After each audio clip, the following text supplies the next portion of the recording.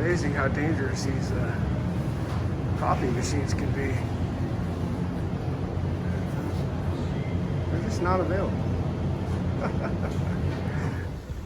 You guys ever have that epiphany moment when you're just done? You're done, right?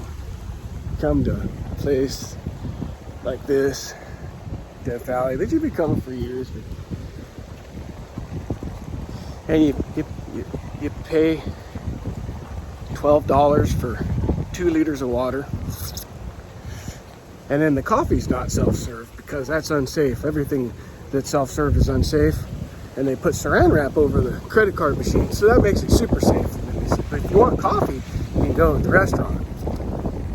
$5.85 for a fucking 8-ounce cup of coffee. And it's not good coffee. It's fucking shitty restaurant coffee. At some point you have an epiphany and you go, what? I'm fucking done. I don't want to do this no more. Fuck this shit. You get tired of getting raped at every fucking turn, man. It's just a fucking giant rape fest with a giant unlubricated fucking cock. Fuck this. Fucking $12 for some fucking water because you can't self-service yourself anymore. Goddamn California keeps you safe from that shit. Fucking follow the science though.